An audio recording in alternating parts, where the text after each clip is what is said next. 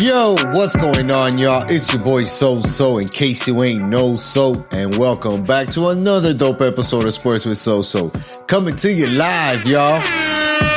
This week, the Marlins make history on the road and come back 10 games above 500. The U.S. Open is won by Wyndham Clark as he outlasts Rory McIlroy. And we got the Heat in Rumorville, and we're going to bring it to you next. It's time to take a ride, y'all. Let's go!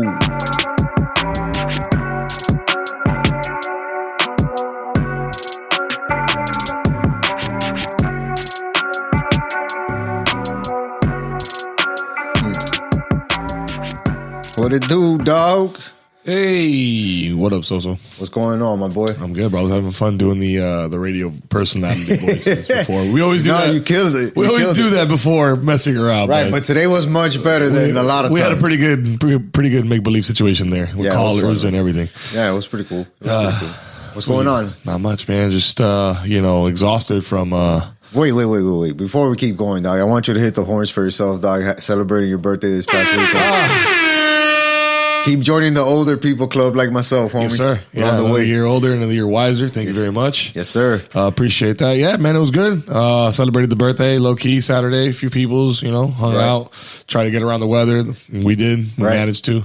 But yeah, nothing too crazy, Nothing too crazy. Just low-key. Yes, sir. I know what you're talking about. I finally got to play Crandon, and it was a really nice course, man. The management there is kind of iffy, right? But the course itself is pretty tough to play, obviously, and very challenging.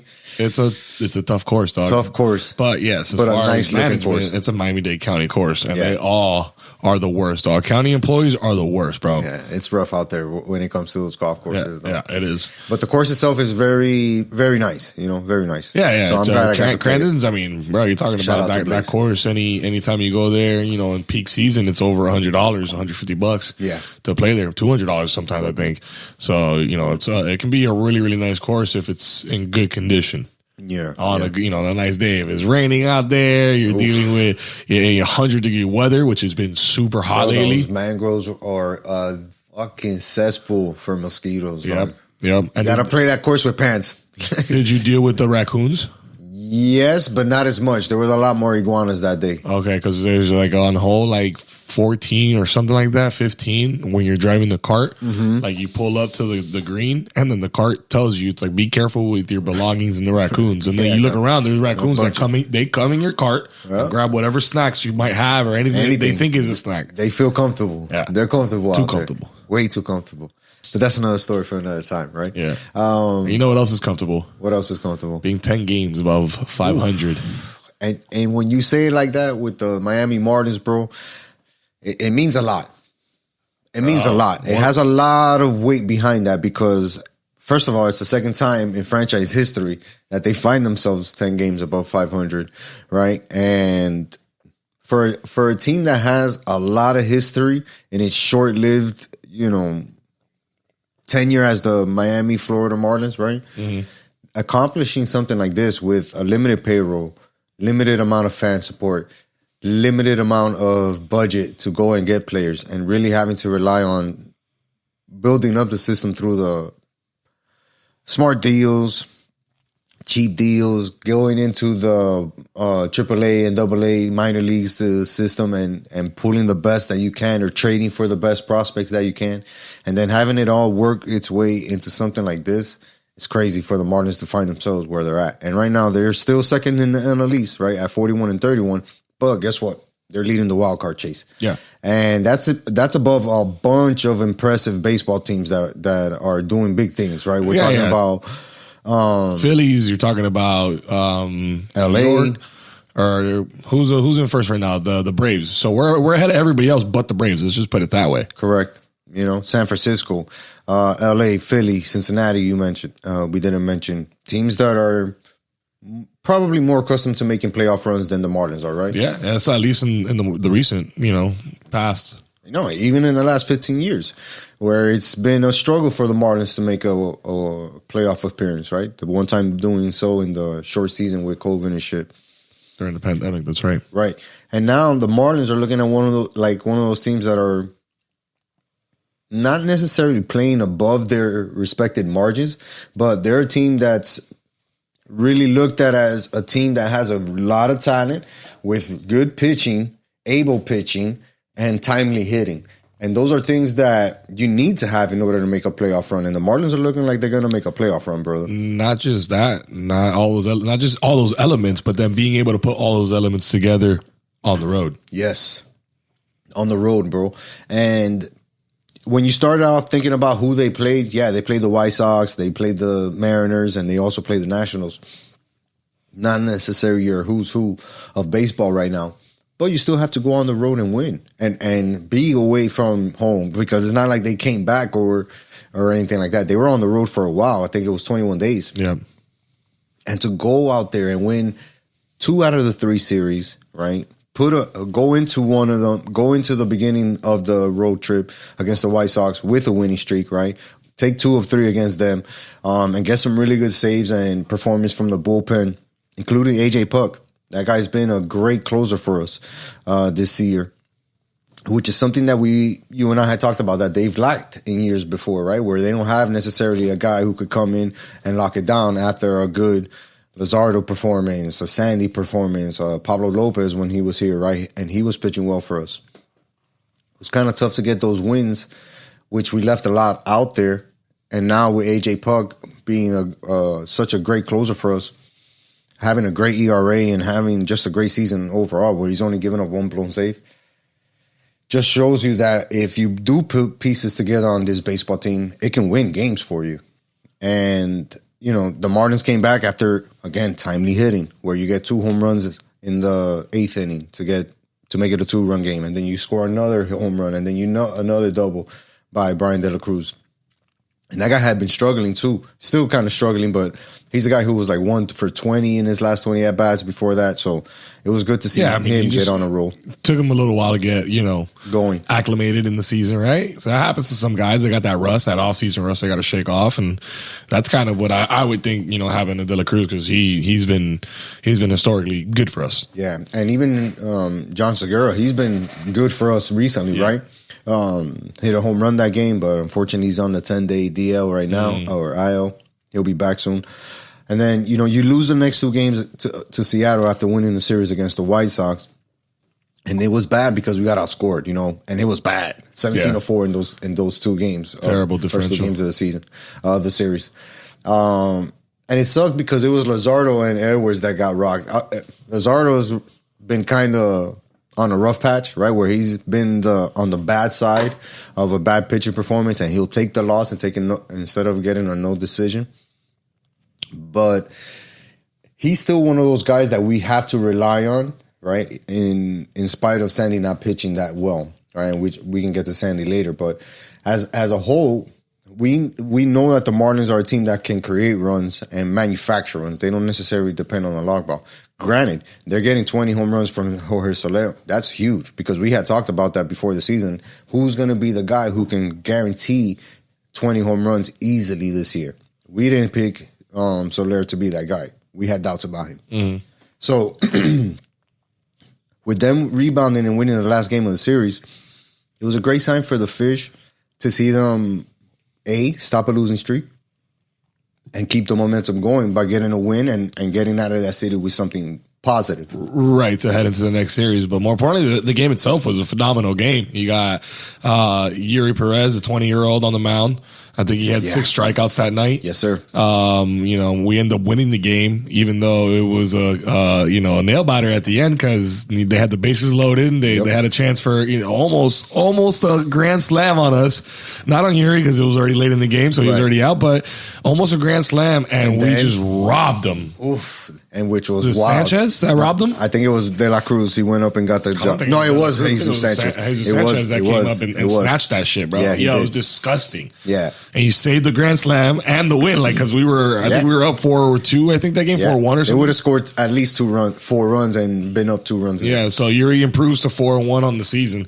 1.8 ERA. I mean, only giving up 1 run in the last 4 starts with 20 strikeouts. So kid is nasty. He's killing it at 20 years old, bro. The kid's nails, killing it. And you know what? He hasn't gone more than 6 innings yet.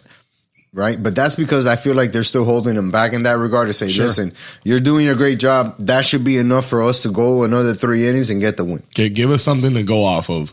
Right. You know, where we don't have to climb out of a hole. We're up. Right. And more importantly, he looks comfortable when he's on the mound. And the guys behind him, they feel very confident in being on the mound because they're getting a lot of low-scoring games when he's winning these games, right? And the Marlins are 24-10 in 1 or 2 run games this year.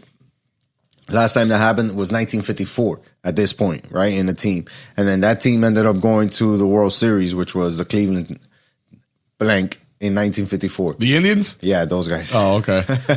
Damn, that's dope though. But Right? yeah, man, we like you said, something positive to walk out of that series after losing 2 back-to-back. Boom, we get a dub. It's like, all right, we know how to win. We remember how to do this. Carry that into the next series, right? And go out there and sweep the Nationals. Clean sweep, right? And we have to shout out again, the bullpen has been amazing, dog. Andrew Nardi. That's the difference this year right now. Absolutely. So far, a lot of baseball left. But No, you said it already. The Puck and gang, we're closing out games that last year and the year prior we were not closing out. Nope. Giving up runs and then not being able to put up runs on our end to team to rally. We're not that kind of team where we're gonna put up. We got to play smart baseball here, and we got to have a solid pitching core. And so far, closers are doing their job. They're doing a great job, man. And they're going out there and being effective where, again, maybe the starting pitcher doesn't get the win, but he's keeping the game close. It's, it's not a blowout. Yes. Right? It's happened maybe once Here and this there year? is baseball. Twice? No, look, it happened twice against Seattle, 17-4. That's a big disparity, right? Sure. That you get outscored. Sure. So the pitchers gave up a lot of runs there, right? As a unit. But then you get the bounce back, and guys like Andrew Nardi step up. He has 4 wins on the season, including 2 saves, 2.2 ERA. 39 strikeouts. He's only given up 9 runs this season. This is a guy who's already seen around 40 innings so far. That means he's active. He's able to go long stretches and get innings, get wins. You know, this is a dude who's been able to solidify the bullpen, which allows you to get to a guy like AJ Puck, who can close down a game 1, 2, 3, and then pack it up and let's go. Where you don't need to stretch guys like that don't have 3, 4 innings to close out. They just need to be. They can only be out there 1 inning. That's it. That's all you need. 9th, shutting them out. Go home. Yeah. You know, we don't need to go into extra innings or let them come back with a grand slam or none of that shit. How many times have we seen how we let that up recently? And a bunch. You know, not recently, not this year. Historically. But, you know, now that this team is playing with a little bit more panache, dude. Yeah, for sure. And you're getting consistent pitching, which we didn't get last year. And hitting. Yes. I mean, but not so much. Let's say the hitting doesn't come. I would say the pitching is more consistent, yes. Right? The pitching is more consistent because even a guy like Braxton Garrett, who I've mentioned on your SoSo 3 Things to Watch, you know what I'm saying? Make sure you guys are following that on Instagram. I've mentioned him being on the mound because when he pitches, the Marlins have a good shot. They really do. You know, the Marlins are 6-1 in his last 7 starts. He's 2-0 with a 2.13 ERA and 49 strikeouts in those 32 innings. Got another win, going 6 innings, 8 strikeouts. Like, this dude is a guy who the Marlins weren't really necessarily counting on, but was like, we're willing to give you the opportunity to come out here and pitch for us. And he's been effective ever since he's been on the mound for us. A great, I don't want to say anchor, but like if you're talking about your 4th and 5th starter, 3rd, 4th, 5th starter being able to perform like that, you know you got a really good bullpen / starting lineup that you can rely on game in, game out to get you victories. And that's the difference with the Marlins. That's how they've been able to get 10 games above 500, dog, which is amazing, bro. First time we haven't done that in 12 years, bro. That's wild. 2011. I mean, I'm looking at it right now. So there's 162 games in a season. Yeah. 81 games is the halfway point. Right. We're sitting at 72. Yep. 9 games below, the halfway mark, right? Right. So we're 10 games over 500. If we were to, hypothetically speaking, I'm not trying to put this on the team, but if we were to lose out the next 9 games, we'd still be a game above 500. Yeah. And through the halfway point in the season. Correct. I don't remember the Marlins really being, that competitive. Usually we're in the 4th, 5th spot, usually where we've sat in our division, which is well under 500 at that point in the season. Correct. But the difference, like you said, Joel, is how consistent both sides of the ball have been performing. Yeah. Right. We're not a team that gives up a lot of errors. We're not a team that consistently gets outscored in games. So we know that there is a good sense of stats, but in the way of the foundation explaining why the things on the field are happening or how we're generating the wins, right? Are you trying to say we're fundamentally sound? Yeah, to a big extent, which is a lot to say because, like I said, to be able to do it on both sides, right, on offense and defense, or, hitting and pitching, is something that we've never seen the Marlins been able to achieve at any really long stretches of the season. This is the first season where we've seen it both be consistent, not 3 weeks of consistent pitching and then 3 weeks of consistent hitting. Yeah. No, it's been 3 consecutive weeks of both, which, again, puts you in a position where you can compete for a wild card spot, compete for a division, or at least make it close.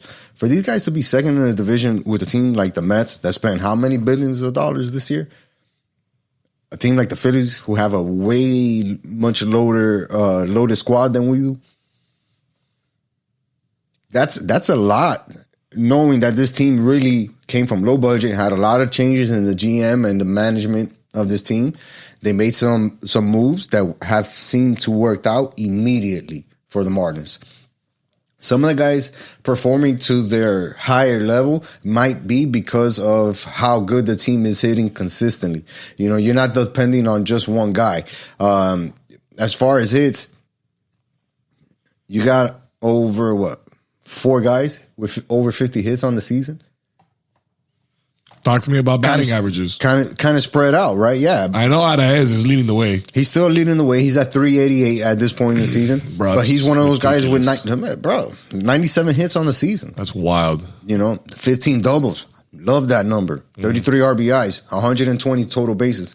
A guy who's actively on the field. And when you think about that, the total bases, you're like, man, it sounds like a lot. It's not. Soler has him beat because he's hit a couple of home runs, 136. But Arraez at 120. And then you got Brian De La Cruz at 108. Garrett Cooper, 75. Yuri, 67. Guys who are getting on base, and we're able to push up and make things happen. We're one of those teams who can steal bases consistently. And we have guys who can put the ball into play, find gaps, and hit. Because we have over 3 guys right now that are hitting above 300, or close to 300, excuse me. Jesus Sanchez at 270 and Brian De La Cruz at 269. Consistently. It's not like we're just depending on one guy to have a monster season, batting 350 with 26 home runs and 30 home runs. Which is what we had, and we've had prior to this. We had a couple of big bats, but maybe if that, a couple guys that can, slug, and nothing else really around it, to pick up the slack when those guys were off. Right. Now we have a little bit better, unit. We're still missing pieces, frankly. Absolutely. We could still use a couple pieces there, potentially down the road, but we've built a nice core. Yeah, a very nice core. Yeah. And this is without Sandy balling, right? Because Sandy's been off. He's been off. Last couple of starts has gotten better, but just recently against Washington in that game that we came back 6-5, he gave up 10 hits in 5 innings of work. It's a lot, Did you mention Jacob Maya? No, not yet. You can bring it up. No, go for it. I just wanted to make sure. No, go ahead, man. No, go for it. Oh, my God.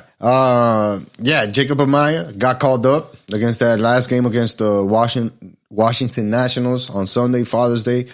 Pretty cool. He had his dad and his family there, obviously. And, got called up to start and got an RBI in his first major league at bat, dog. Pretty cool, dog. Dog, even though it was a sack hit, but still counts. I don't care. How would you feel, bro? Oh, you're out there, you make your debut, whatever sport, dog. Your old boy's in the crowd watching you. The only reason why he didn't cry is because he probably couldn't feel his body. You know what I'm saying? Enough. That heart must have been pumping so hard. He must have been on another level. That must be an intense feeling, dog. And he still did well in that game. Had another sac fly. Was able to get on base. Became the second player in Marlins history to record a hit, a run, and an RBI, and a stolen base in his first career game. Who was the other? Gennard Encarnacion. He did it also on Father's Day, which is wild. Wow. Yeah, both of those guys. There's something about Father's Day, dog. Martin's got to put up more debuts on Marlins. It's the Pappies, dog. It's the Pappies. It's the Paps. But yeah, man, Joel, we're talking about at 41-31, bro. This is the second best start in Marlins history, though. 72 games. Through 72 games. Not enough people are talking about it. No, because the 97 Marlins were 43-29. Right there. Right there. We know what happened there, but I'm not saying this team is going to win the World Series. No, the expectation for this team is I think is playoffs. I don't even think it's that, Joel. I think right now, postseason, bro. I think right now, dog, what you would love to see, yes, the playoffs should be the goal, right? As for them, wild card, no, mix, not for like, us. You know what I mean? No, the playoffs should be the goal for them. But for us as fans, what I want to see is consistency throughout the year. Let's say they miss out in the wild card by any happenstance. Two other teams get even harder. They don't lose, whatever. And they miss out on the playoffs by half a game. And they're there until the last day. That means that we had an amazing Marlins season, right? Just short, but coming from a team with zero expectations, really nobody thinking that this team was going to be able to compete like it's competing right now. Come on, man. Nah, I disagree. I think you have guys that, have been following the Marlins like us and been seeing the moves and hoping that the Jeter move was going to bring something positive for us. And really, it didn't really hurt us and it didn't really help us. You know what I mean? It just kind of happened to us. And it was like, all right, whatever. Now we have this team, a couple pieces we're building. We go and grab this guy. We sign that guy. We trade away this guy, do a couple things, over the last 2-3 years after a season, in the pandemic where we do make it to the postseason, but it gets swept under the rug because it's a pandemic postseason. Excuse me. And then you got the other group of people that gave, the Marlins a chance back in 97 and back in 03. And then they did it again in 2015, 2016. And then the Marlins just let everybody down every single time and just sold everybody that they loved away. Yeah. And there's people that I have conversations with, man, that are like, I'm over the Marlins. Like, the Marlins are nothing. Like, I'll never be back on board with the Marlins, right? And that's why I disagree to an extent with your point, because it's like for the guys that are done with the Marlins, right, that have picked other places that are not here as, like, that's my team, Yankees, Phillies, Mets, you name it, okay? Because we want to try to get those guys back on board, or maybe their kids down the road, for being here from Miami. And then for the guys that have been following it, that we know that this team has been slowly building up, I definitely think the expectation here is postseason, man. You got to be in the hunt. You got to be in the mix for the hunt, bro. If you miss the postseason, like, you still battle, but you miss the chase like by 2-3 games, it sucks. It's not. I'm not that pleased with that. You know what I mean? But as a consumer, we should be, dog, because of the fact that, again, we came into the season with zero expectations for this Marlins team. Zero expectations. What did we say? Make it interesting. Not go out there and win a bunch of games. Make it interesting, dog. Make me want to fucking flip the channel on a Wednesday night and be like, let me see how this inning looks. You know what I mean? Yeah. And a lot of fans lost touch with that because they will skip right through that. Of course. Now they're watching the games, checking in on the games. So those guys are slowly creeping back. That playoff chase is going to be possible if the Marlins keep doing what they're doing. Yeah, absolutely. We have to expect that other teams are going to get better, right? Other teams that are behind us are going to get better. Of course. We know that, it's right? Inevitable. It's inevitable. But when you're talking about still keeping pace with San Francisco, still keeping pace with the Dodgers, two big loaded franchises, right? With a lot of money. A lot of money, a lot of history behind them, and the Marlins are in the hunt with them. Yeah, I feel really good about that, that horse in the race, especially as it gets down to the end of the season. But we got to stay consistent like we're doing right now. Has to stay consistent. The other thing is this South Florida culture that we've bred of, this is a winning culture. Panthers, Heat, let's go. Dolphins, let's go. All in the postseason. Let's go. You know what I mean? So those are big shoes to fill when nobody else is on. When the lights are on, just you and your game and your stadium. True. You got some big shoes to fill right now. True. But here's what I would say in defense of the Marlins, right? Before we start to get like too deep into them, because they have a great homestand coming up, and I want to get to that.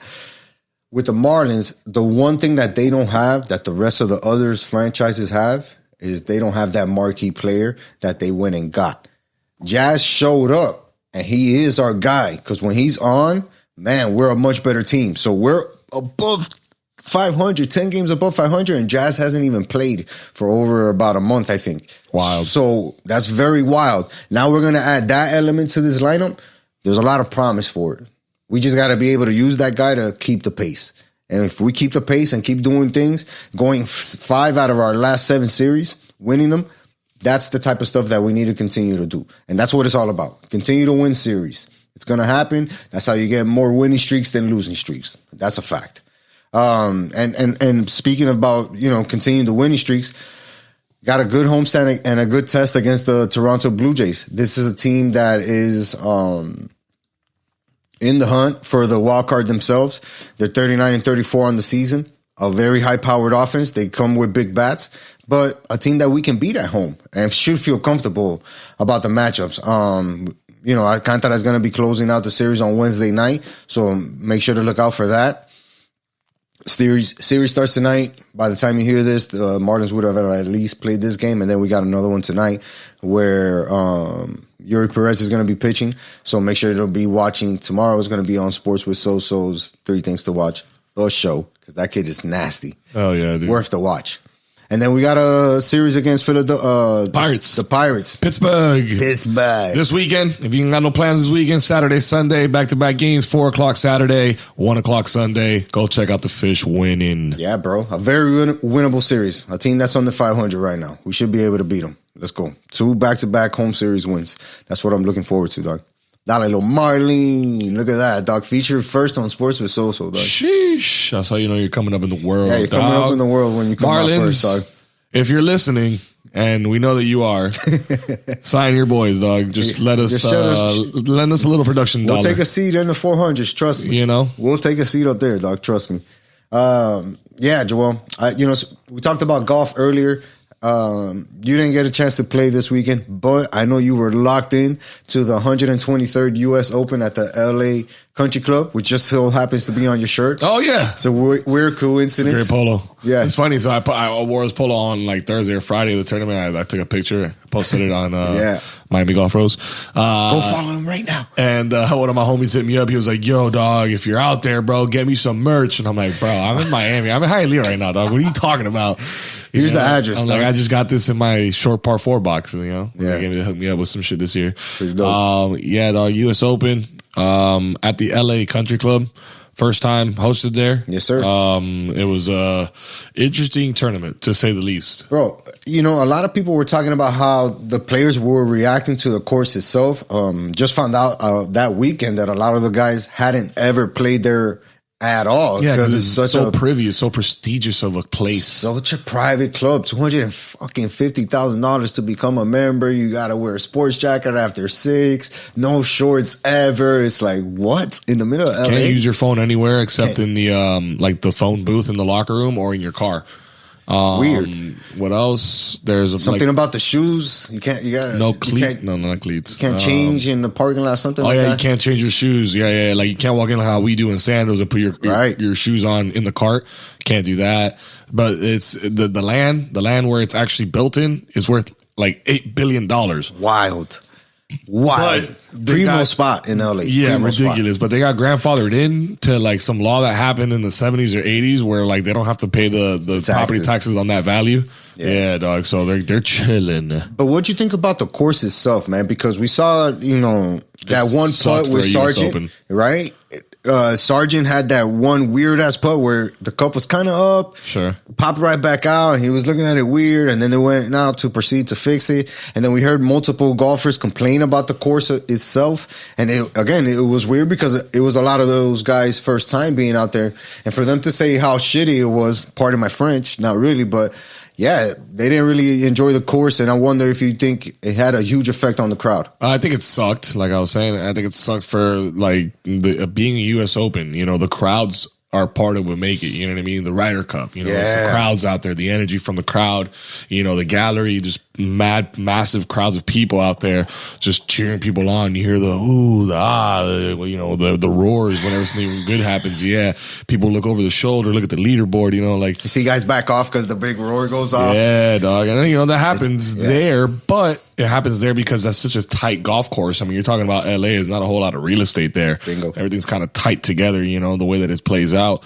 I think it's a par 70 golf course where most golf courses are par 72, and that's for a reason. They don't have enough room there. Yeah. But I think it sucks. And from that perspective, they also only sold a certain amount of tickets, and then some of those tickets were only allowed through like some deal. So like it was very high end, like not open access to everybody. Yeah, man. Not a whole lot of people there in the crowd, but I mean. It's a great product. You had the best players in the world playing there. You had some really good storylines. Opening day, 2 people go on and shoot 8 under. Well, Ricky Fowler goes on and shoots 8 under, and then 20 minutes later, Xander Schauffele says, "Hold my beer," and shoots also a 62 that day. And then they have they're like 8 strokes up on the rest of the tournament. There was a couple guys that were like 3, 4 under after that first day. I think like DJ was one of those guys and all that. Mm-hmm. But Ricky was up there pretty much the whole weekend, going into even Sunday. He had a hell of a weekend, man. Yeah, great weekend. He played great on Thursday, the opening round, and then Saturday and Sunday he played championship golf. What he needed to do to kind of stay relevant. Bogeyed the 18th hole on Saturday, and then Sunday, he kind of fell apart on Sunday. Yeah, he kind of came apart, shot a 75 and missed a lot, man. Was finding the rough spot of the bunker. There was like twice where he was on the upper lip of those bunkers on like 9 and 16. And it was just hard for him to get any type of momentum going. And también, playing with Wyndham Clark, who ended up winning the tournament. And that dude was out there making shots, getting out of trouble, making big putts to save par, where Ricky's like putting for bogey, he's putting for par. You know what I mean? Well, Ricky was way more confident the first couple of days with his putter, man, the way that he was rolling the rock. Sunday, he looked so tentative, and I don't know if that was, a result of the course. Obviously, a USGA is probably on Thursday after those 262s is probably going, all right, we're pulling out the big guns here. Right. We're going to make this the hardest possible. You know what I mean? And maybe that had to do with it. But yeah, like you said, Wyndham Clark was able to maintain that, shoot par golf. I think he ended up like 1 or 2 under for the day. Which is really, really good, to play some of the hardest holes, too, in that tournament were the final stretch. And I think for the week, Wyndham Clark had played them 2 under going into that. And Ricky was already way out of it. But Rory, who was the other guy that was in it with him, like a stroke back, he had played those same last 3 holes at even par. Makes a big difference right there, Yep. And, Wyndham Clark, man, hell of a win. Hell of a win. That shit out, man. And you mentioned Wyndham's ability to putt. That was the difference this weekend, dog. Did I mention that? Or did you mention that? No, you did. I did? Yeah, you said that he made some clutch putts. I was saying that about Ricky earlier on in the week. No, and about Wyndham too. Yeah. But the point being that his putt making ability was the difference, because when you and I had talked about it, we were wondering like what type of score would it take to win the tournament, right? Oh yeah, totally exceeded my expectations. And then boom, blew up and I'm thinking, watching this, like, fuck, these guys are killing it. You have 5 guys finish over -5 for the entire tournament. And you mentioned Rory, pretty consistent golf, shot a 65, 67, 69, 70. So definitely in a spot where he could have won that tournament, and all he needed was Wyndham to make one little mistake. Not even, man. Rory also needed a couple putts to drop. You talk about putting being the difference? Yes. He was in some predicaments, bro, where he had some 25, 30-foot putts and barely missing them, dog. Like just kind of grazing the edge like a bunch of times. It's like, man, if he would have had just 1 or 2 of those drop. I'm not the biggest Rory guy, but shit, 9-year drought, man, from a major championship after you won 4 in your first 25 major starts. It's like, God, man, when's that next one coming for the kid? Because he's one of the best in the world, if not the best. When he was playing at his best, nobody beats Rory, dog. Yeah, and it sucks, man. He's right there. But Wyndham Clark, he's a journeyman of his own. 29 years old, been on the tour for a while. He's kind of had some ups and downs. You heard it on the broadcast. If you didn't hear on the broadcast, he lost his mom when he was 19. Yeah. To I think cancer or something medically related, whatnot. And he kind of struggled in college, kind of going through the motions of losing your a parent, and everything that comes with that, and bounced around colleges and stuff. Ended up coming his senior year to I forget where, but that he says he attributes the coach there being the one that turned around his golf game and his life and all that stuff. And he's been grinding on the PGA Tour for the last 6 years or so, mini tours and all that, and then on the tour itself, he's placed in some big tournaments but never been able to win. Got his first PGA Tour win at the Wells Fargo just 6 weeks ago, and then now won his first major championship. Just like who? Do you know? Like who? What do you mean? Rory won the same way. His first one being the Wells Fargo, and then the second one being the U.S. Open. Yep. Yeah. Crazy, right? And then he's in second place for this tournament, and such a cool moment for Wyndham because he played very consistent golf, man. Like you said, he shot even for the day, got out of trouble a bunch, made big putts while other guys were missing big putts. And two guys we definitely have to give a shout out to, Cam Smith and Scotty Scheffler. Those guys were balling on Sunday. Those guys were balling on Sunday. And Tommy Fleetwood had a great day on Sunday, too. I think he shot a 63. 67 on Sunday. No, you're right, a 63. Yeah, Tommy shot a 63 on Sunday. Yeah, bro. If that guy can figure out, man, he needs just a PGA Tour win, not even a major, bro. But if it could be a major and a PGA Tour win at the same time, that'd be great for Tommy, man, because he's been right there. He just recently lost like 2 weeks ago, I think the week right before. So that'd be a nice guy to see win. But a couple guys that struggled. There was one guy that struggled. Didn't make the cut. Justin Thomas. God. I think he shot like an 81. I'm done picking like that guy in dark horses, dog. I saw a meme that was like two guys have shot 81 in LA or wearing a Kobe jersey or some shit like that. Yeah, it was Kobe and Justin Thomas. Rough, bro.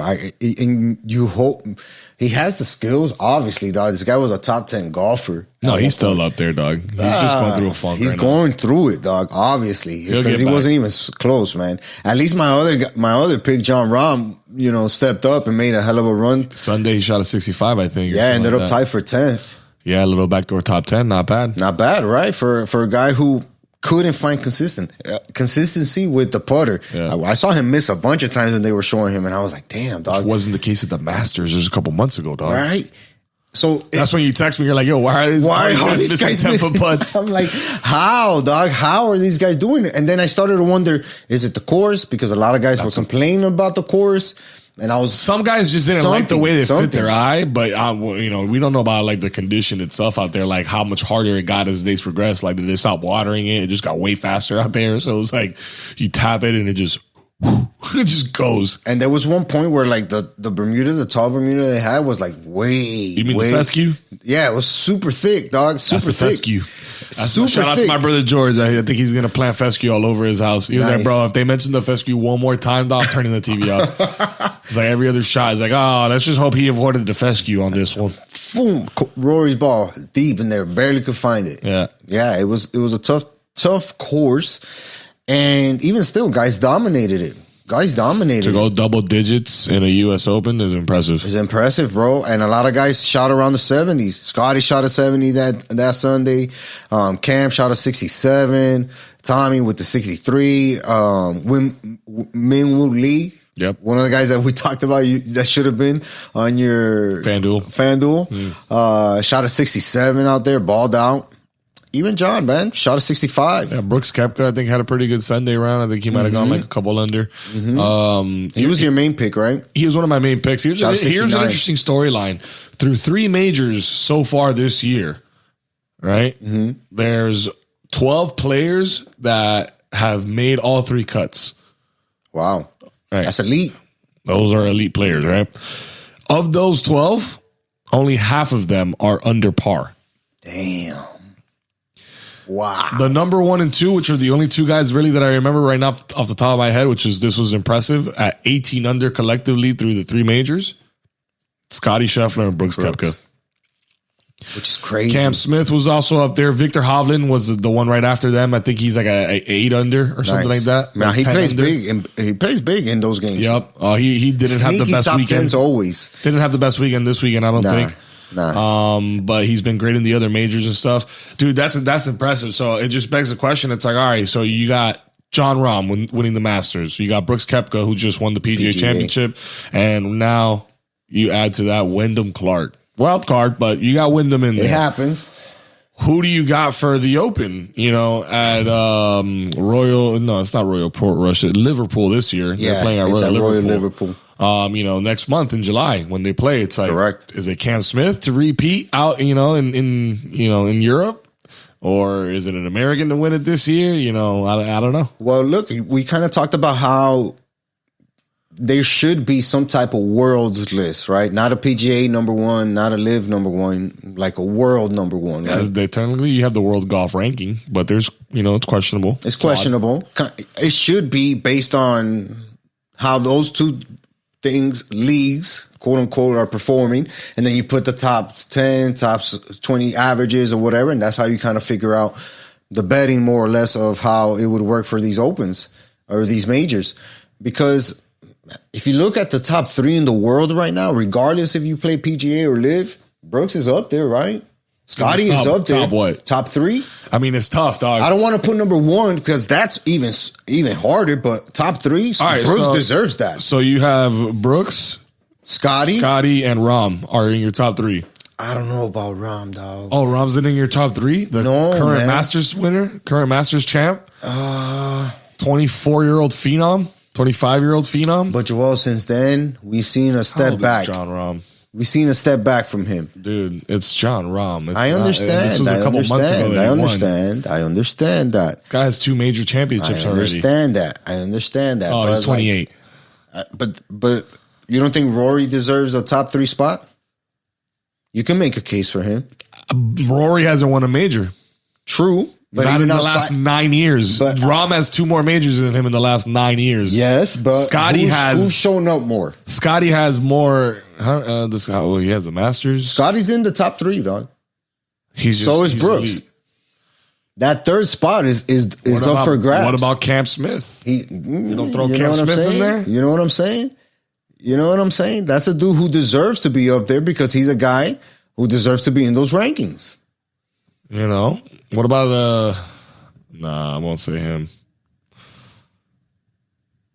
Hell no, I won't say him. You can kind of make a case for Victor this year. I'll tell you, I mean, right now the ranking says Scotty's at 1, John Rahm 2, Rory 3, Cantlay 4.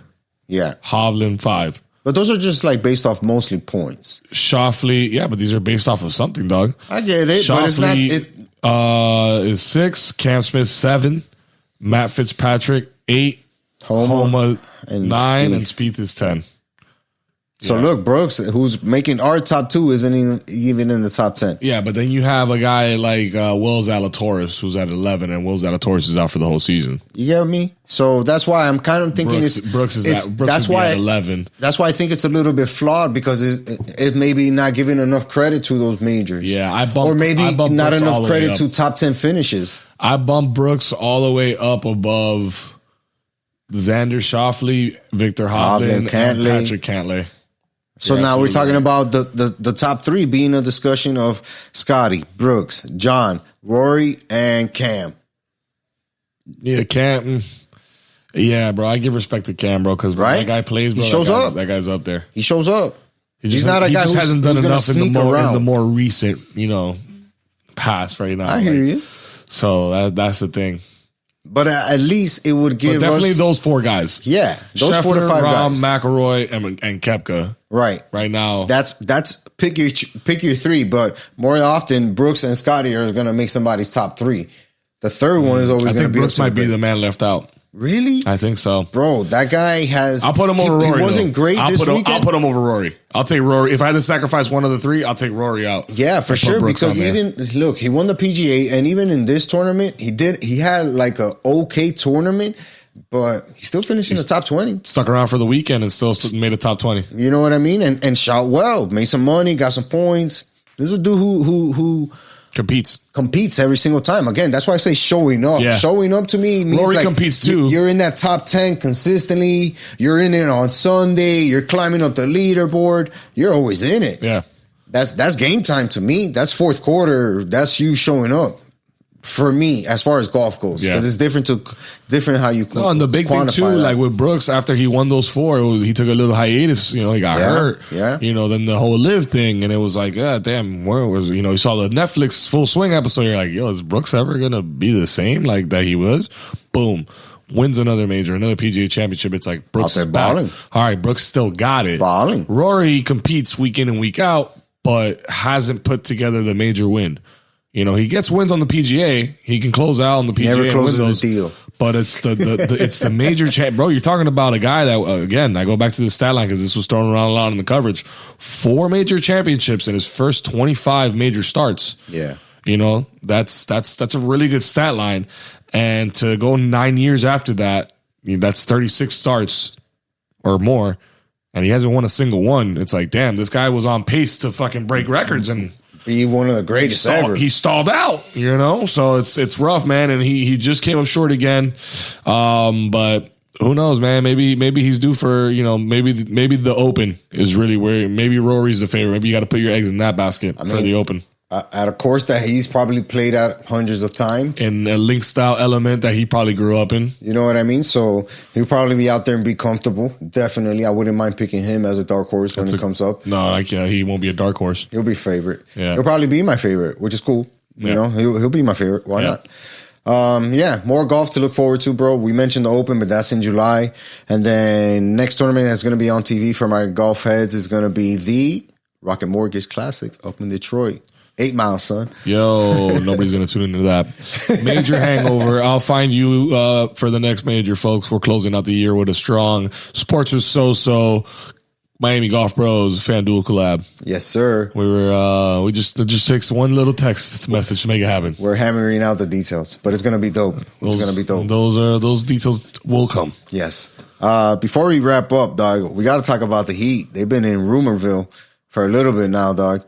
And obviously, we knew that there was going to be upgrades to this team. We knew that we needed more scoring, more consistent scoring on this team. And that was one of our major weaknesses, us being the last ranked team in offense this year. So we knew that was going to happen. So you and I both figured that the Heat were going to be in a lot of discussions. One of the names that the Heat were linked with was Bradley Beal. Brad Beal. And we mentioned that he's one of the few guys in the NBA, or the only guy in the NBA right now, that had a no trade clause, which he waived in order to get dealt to Phoenix.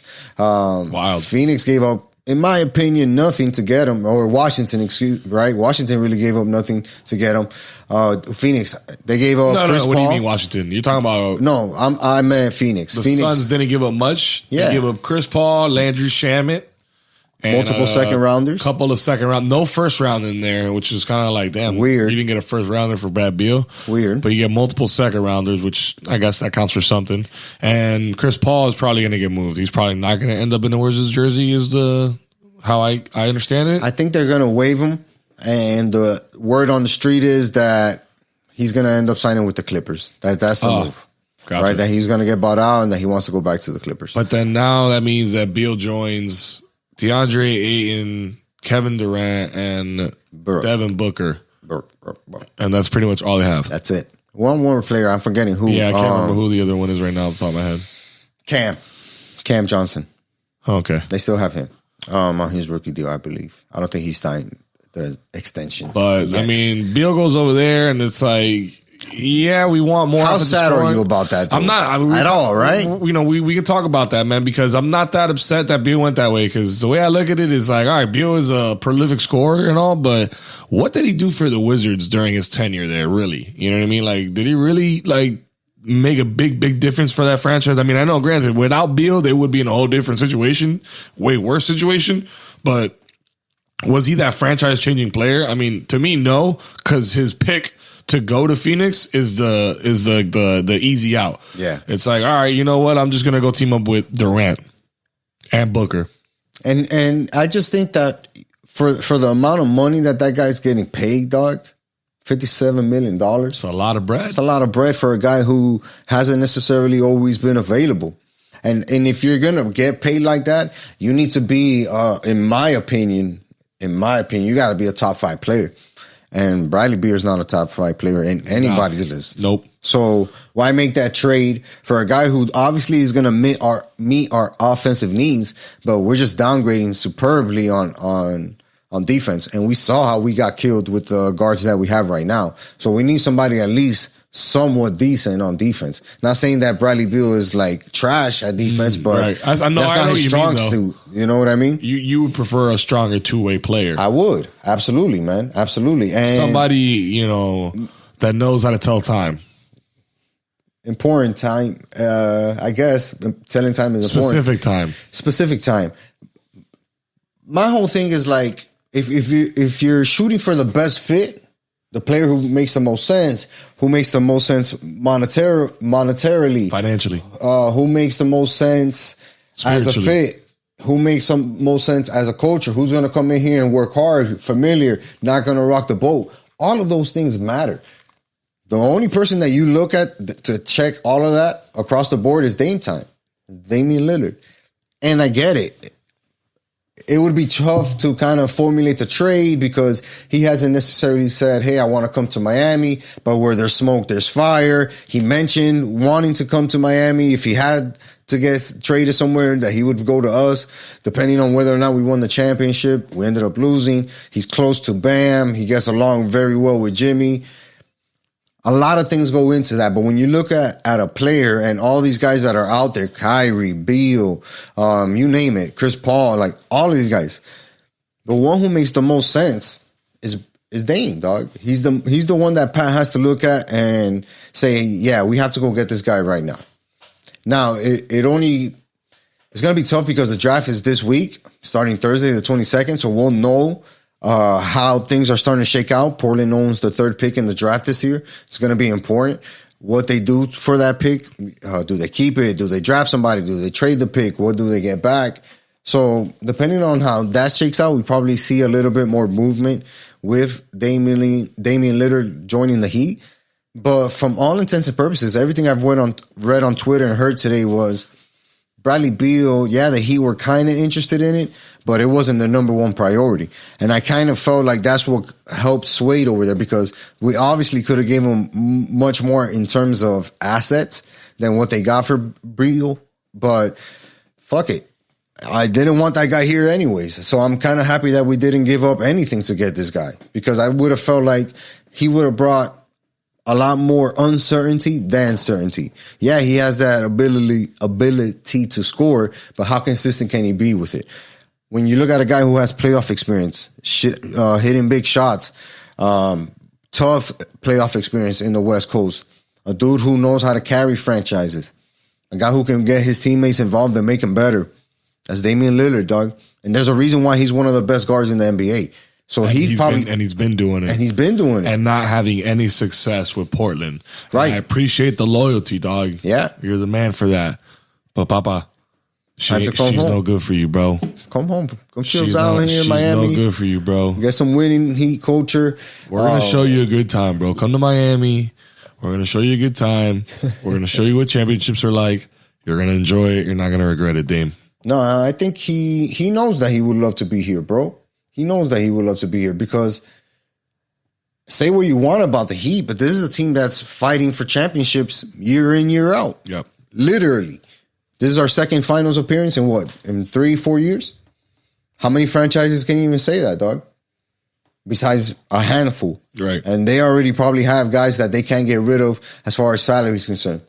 He have room to get into the luxury tax and bring a guy like Beal in and maybe take on a contract or two. Let's see. I have good faith in the Heat and how they operate. I know that Jimmy Butler's working that end as well. I'm sure Bam is blowing them up as well, saying, hey, what's up, bro? When we're going to make this trade happen? How can we get this rolling? But I really feel confident in the Heat's ability to go make the Dame trade without killing us as much as it would have cost us with getting Beal. I think that there's a deal to be had with Dame. We saw what Beal went for. Now that kind of sets the floor for everybody else. He can go a little bit above that floor, maybe even a little bit more than that. But we know what the stand is going to be in order to get a guy like Damian, which probably makes it easier for Pat to do. So I'm looking for them to make that move. Let's see how it works towards the end of the week. I said the draft is coming up on Thursday. Yep. So let's see if it happens that day or maybe the day after, depending on what Portland decides to do. We got good collateral too, man, as far as facilitating a trade with good pieces. Yeah. But yeah, if Dame doesn't happen, I'm looking at a list here of other free agents at the end of this season or whatnot. I hope this is right. James Harden. Nah, I think he's going back to Houston. Kyrie Irving. I wouldn't want that guy either, dog. Kristaps Porzingis. He'd be packaged. He would have been packaged in that deal in Washington, which is what they originally had thought was going to happen. Beal and Porzingis for a Heat player or maybe a pick or so. But it didn't seem to work that way. I don't know if it's because maybe Beal didn't want to come here, which is fine. He knew that he would have been interesting and would have liked it, but maybe he didn't want to come here. And at the end of the day, he don't work that hard. Maybe he doesn't want to work that hard. So I'd rather not have that guy. Correct. Because then it just causes more disappointment. What about a guy like Fred VanVleet? Maybe as a last ditch effort. Maybe, depending on what the money's looking like. He's a hard-nosed defender who gives a lot of effort on that end. He does. He says some shots too, but let's see. I know that Dame is the goal, dog. Dame is the only one that Pat should be aiming at. I got two more for you. Who? Chris Middleton. No, pass. You wouldn't like a Chris Middleton on the Heat? Pass. What about Middleton don't you like? He's a shooter. He's a good team locker room guy. He plays the same position as Jimmy, dog. That's a next to me. Okay. I see what you're saying. All right, last one. And this one's an interesting one I heard about today. Go ahead. Draymond Green. Oof, him opting out. I think that he's doing that as a tactic to re-sign with Golden State for more money, maybe slightly more money, but more in terms of years. Sure. He'd make an impact here. How big of an impact? I don't know. But he definitely make an impact here. Kevin Love made an impact for us, bro. For sure. I think a Draymond Green. I would welcome a Draymond Green. I don't know. At what cost? At what cost is the question. Because I'd rather re-sign Love. I'd be like, Papa, let's try this full season. Let's try this full season. Get you more in shape here. Draymond's going to be looking for big bucks. He's going to be looking for the money. And rightly so. Go get it. Yeah, I'd rather see the Heat re-sign Highsmith and use Highsmith. Now let's see if Jokic is not moved. I want to see that kid play, dog. I want to see if he can be NBA ready within a year. And we definitely have space on the floor for that guy and that type of body. Let's see what happens. He's put on weight, put on muscle, still agile, can hit threes.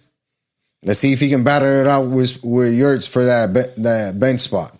That'd be nice, right? And see if he can earn his way onto the team that way. But I just think that the Heat know they have to address two things: size and scoring. Dame takes care of scoring.